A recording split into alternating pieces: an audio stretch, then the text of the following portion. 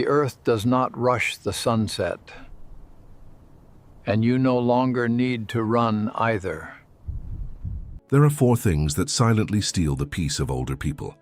And the saddest part is that millions of people continue carrying these things until the last day of their lives, without realizing that there is still time to let them go. Before we continue, make sure you're already subscribed to the channel and write in the comments which country you're watching this video from. I find it incredible that I make this video here in Utah, in the United States, but it reaches people from all over the world. That truly moves me. And now, I'm going to start the message. But I need you to listen. You don't need to look at your phone screen. Just listen. Many people reach their 60s, 70s, 80s believing that the hardest part is already over. And in a way, it is. The great battles of life, raising children, supporting a family, building something from nothing, all of that is behind them. But silently, something remains. A weight that has no name on a medical report, that doesn't show up at the doctor's office, that no one around them can see. But it's there, every day, heavy, constant, invisible. And that weight is not age. It's everything the person continues to carry along with it. The Navajo people, one of the oldest native peoples of North America, had a completely different way of seeing aging. For them, this phase of life was not a time of decline. It was not a time of waiting. It was not a time of mourning what was left behind. It was a sacred phase, a time of return. Return to silence, to the earth, to inner truth, to the rest of the mind. They believed that elders were the keepers of wisdom, not because they had accumulated more things or more stories, but because they had learned to let go. The older they became, the lighter they grew. And while the modern world teaches older people to worry more, to watch more news, to carry more fear, to relive more grief, the Navajo elders did the opposite. Today I want to talk to you about four things, four silent emotional burdens that many people continue to carry after the age of 60, without realizing that these burdens are stealing exactly what this phase of life should offer: peace, lightness, dignity, true rest.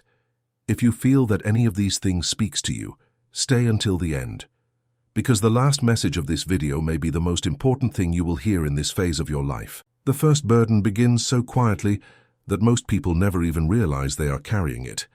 It has no pretty name. It doesn't come up in conversations, but it is present in almost every home where someone over 60 lives. It is the constant need to be heard, to be respected, to be right, to not be ignored. Think about this with me. How many times did you give advice and no one listened? How many times did you have the experience, you knew the right path, and the people around you acted as if you understood nothing? How many times did you speak and feel like you were talking to a wall? That feeling has a silent name. Older people call it invisibility, and it hurts in a way that no other pain does, because it's not the pain of a fall. It's not the pain of an illness. It's the pain of feeling that the world keeps turning, and you were left behind without even noticing. A Navajo elder named Gray Eagle reached a point in life where his children no longer asked for his opinion. His grandchildren barely looked up when he walked into the room, and he realized something that completely changed the way he lived. He realized he was spending most of his energy trying to prove he still had value, trying to be heard, trying to correct those who were wrong, trying to hold on to the authority he once had naturally. And the more he tried, the more invisible he felt, because the need to be recognized is like holding sand tightly in your hand. The harder you squeeze, the more it slips through your fingers. So he stopped. He didn't stop talking. He didn't stop existing. He didn't stop having wisdom. He stopped needing. He stopped needing someone to validate what he knew. He stopped needing someone to confirm that he still mattered. He stopped needing the outside world to respond to what he felt inside. And that's when something strange happened. People started approaching him differently, not because he had changed what he said, but because he had changed the weight of what he carried when he said it. There is an enormous difference between sharing wisdom and needing to be recognized for it. True wisdom does not need applause. It simply exists, like an ancient tree that doesn't need to shout to show that it's still standing. If you have reached your 60s, 70s, carrying this need for approval, to be heard, to be right, to be respected in the way you feel you deserve, I want to tell you something with full respect. You don't need that to have value. You never did. Your value is not in the voice others choose to hear or ignore. It's in what you've lived, in what you've survived, in what you still carry inside you. And when you let go of the need to prove that value, something opens in your chest, a space that had been closed for a very long time. But there is something even heavier than needing to be heard, something that many people don't even realize they're carrying. Because it's been there so long it has become part of them.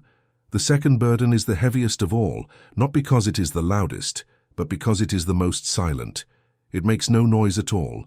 It just stays there, taking up space, consuming energy, coloring everything with a shadow you no longer even notice. These are the wounds that remained, the regrets that were never resolved, the family hurts that were never spoken out loud, the arguments from decades ago that still occupy space in memory, as if they happened yesterday. The words someone said, and that you still hear, even if that person died years ago. There is a very hard truth that no one likes to hear. Some people grow old but never leave the same day that hurt them. The body is 70 years old, but the pain is 40. It's 30. It's the age it was when that thing happened, and no one ever truly let it go. Think of how many families exist where a silence lasts for decades, a falling out between siblings that was never resolved, a child who drifted away for a reason the parents never fully understood, a word spoken in a moment of anger that was never apologized for and never forgiven, a betrayal, an injustice, a choice someone made that changed everything, and that you still relive at 3 in the morning when you can't sleep. The Navajo people had a ritual that strikes me as profoundly human. When someone reached a certain age, the elders of the community would gather around that person, not to celebrate their past, but to help them release it. There was a moment in the ritual where the person would name, out loud or in silence, everything they were still carrying, not to relive it, not to cry about it one more time, but to acknowledge, this is still here with me, and the time has come for me to decide whether I want to keep carrying it or not. Because the truth they knew, and that modern science confirmed much later, is that holding on to grudges does not punish the one who wronged you. It doesn't change the past. It doesn't fix what was said. It doesn't undo what happened. Holding on to a grudge only exhausts the one who holds it. I know that's easy to say and hard to feel, because some wounds were real, some injustices were real, some pains deserve to be acknowledged, not minimized. I'm not asking you to pretend it didn't hurt. I'm not asking you to say everything was fine when it wasn't. I'm asking you something different. How much longer are you going to let that moment, that day, that person, that word, take up space inside you?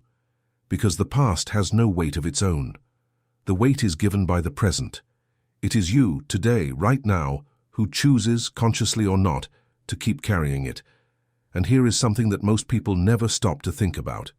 When you carry an old grudge for decades, the one who pays the price is not the person who hurt you. It's you. It's your sleep. It's your mood. It's your energy. It's the presence you could be giving to the people you love right now. And that is instead being spent revisiting something that is already gone. Letting go doesn't mean forgetting. It doesn't mean absolving whoever was wrong. It doesn't mean that what happened was fair or right. Letting go means saying, I refuse to let that moment keep defining who I am today. I refuse to let that weight keep me from living the time I still have. That already happened, and I choose to stay here, in this moment, which is the only place where life truly exists. The years still ahead can be completely different from the ones already gone, but only if you decide to arrive in them without the weight of those that have passed. And there is a silent worry that may look like responsibility, that may look like care, that may look like wisdom, but that is quietly making millions of people sick after the age of 60. The third burden is the most deceptive because it disguises itself very well. It disguises itself as responsibility, as love, as caution, as a mind that is always alert, always prepared, always taking care of everything. But deep down, way deep down, it is only one thing: fear. I'm talking about the constant worry about everything that is outside your control. The news playing all day showing the worst of the world. The future that no one knows how it will unfold. The children and grandchildren making decisions you wouldn't approve of. Health that can change at any moment. Money that may not be enough. Loneliness that hits sometimes without warning. A world that has changed in ways you barely recognize anymore. How many hours a day does your mind spend on these worries? That's not a criticism. It's an honest question. Because this is an extremely common pattern in people who reach this phase of life, and one that almost no one names clearly. The mind that spent decades in problem-solving mode, taking care of the family, working, organizing, planning, simply doesn't know how to stop. It needs something to solve. And when there's no immediate problem in front of it, it goes looking for one. It looks in the news, it looks in worries about the children, it looks in a future that hasn't arrived yet, it looks in everything that could go wrong, but hasn't yet. And the day goes by like that. The whole afternoon watching news that only shows tragedy. The evening worried about a conversation coming tomorrow. The middle of the night thinking about something that happened weeks ago and has no solution anymore. And the next day starts the same. The Navajo elders had a phrase that stayed engraved in the memory of all who heard it. Worry is not wisdom. It is a tired mind trying to control the wind. Think about that image for a moment. Have you ever tried to control the wind? To hold a gust in your hands? To stop it from changing direction? It's impossible. And anyone who tried to do that would be seen as someone who had lost touch with reality. But that is exactly what constant worry tries to do. It tries to control what cannot be controlled. It tries to prepare the mind for every possible bad scenario, as if, by thinking about them in advance, you could prevent them from happening. And you can't. What you can control is small. It's what you do right now, how you treat the person beside you today, what kind of presence you choose to be in this moment.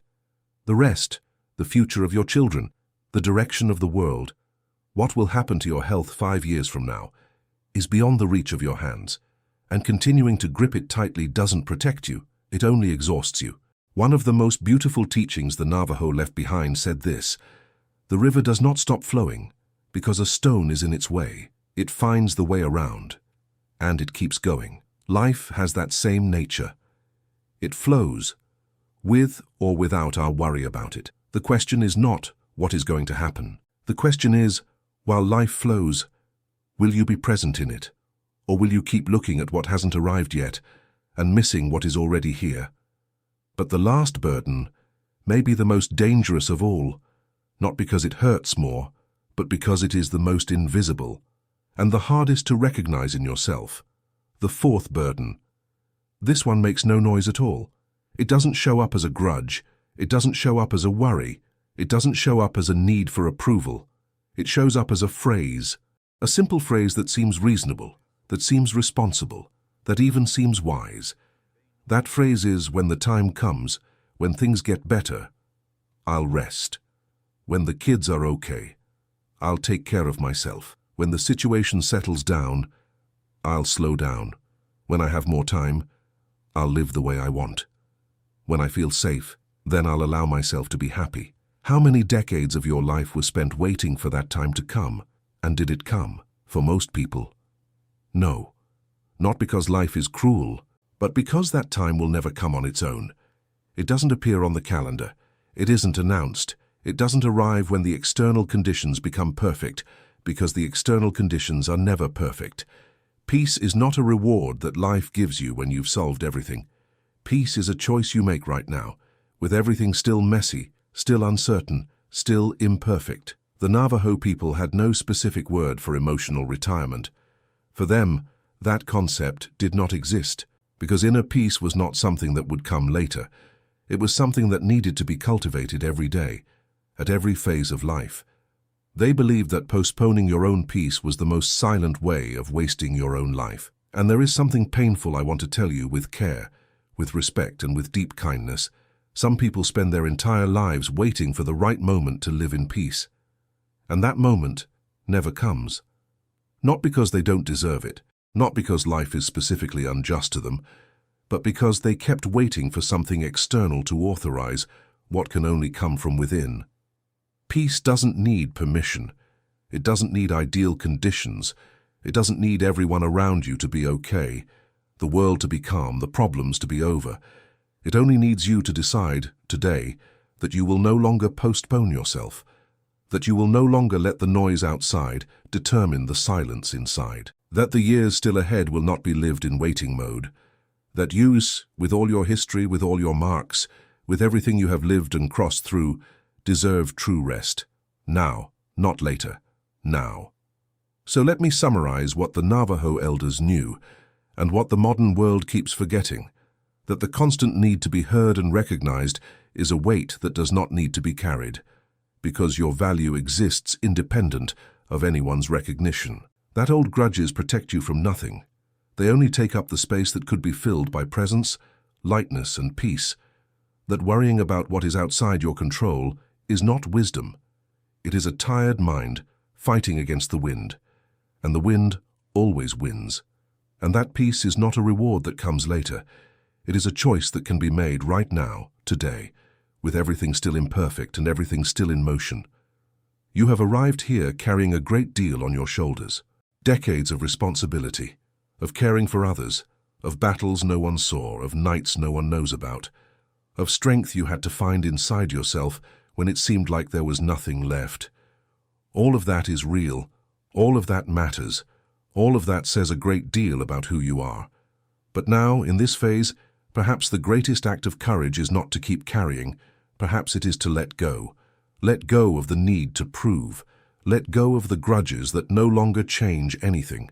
Let go of the worries that are beyond your reach. And let go of the habit of postponing yourself for a tomorrow that always seems easier than today. There is still time. Peace did not stay behind. It did not leave with youth. It was not lost in the decades that passed. It is here, waiting for you to stop running in the opposite direction. Growing old does not mean growing hard. The final years can be the lightest, the clearest, the most true of all, if you allow it. The earth does not rush the sunset, and you don't need to rush anymore either. Thank you for listening all the way to the end. If this video touched something in you, share it with someone who also needs to hear this. And tell me in the comments the main message this video brought you.